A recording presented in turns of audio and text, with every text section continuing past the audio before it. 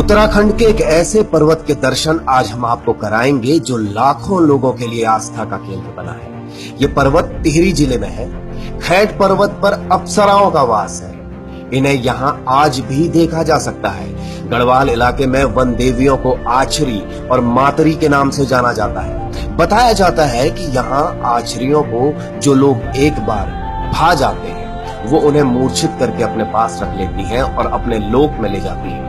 देवलोक से भूलोक तक रमण करने वाली ये परियां हिमालय क्षेत्र में वन देवियों के रूप में जानी जाती हैं। अमेरिका की मैसाचुसेट्स यूनिवर्सिटी के वैज्ञानिकों ने भी एक शोध में पाया है कि इन जगह पर अजीब सी शक्तियां निवास करती हैं। गढ़वाल और कुमाऊं के लोग तो अच्छे से जानते होंगे कि उत्तराखंड के टिहरी गढ़वाल के फेगुली पट्टी के थात गांव की सीमा पर मौजूद है खैट पर्वत। 10,000 फीट की ऊंचाई पर मौजूद इस पर्वत के लिए कहा जाता है कि यहाँ परियों का वास है। खैट पर्वत गुंबद के आकार की एक मनमोहक चोटी है, इसलिए विशाल मैदान में स्थित यह अकेला पर्वत अद्भुत दिखाई देता है। कहा जाता है कि खैट पर्वत की 9 श्रृंखलाओं में 9 परियों का वास है। ये 9 देवियां 9 बहनें हैं जो आज भी यहाँ अदृश्य शक्तियों के रूप में निवास करती हैं।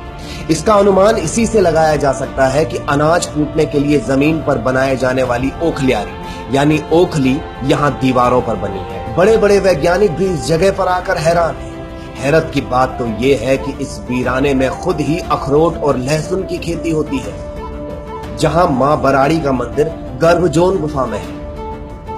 इसके अलावा यहाँ एक भूल भुलैया गुफा भी है जहां नागों की आकृतियां उकेरी हुई।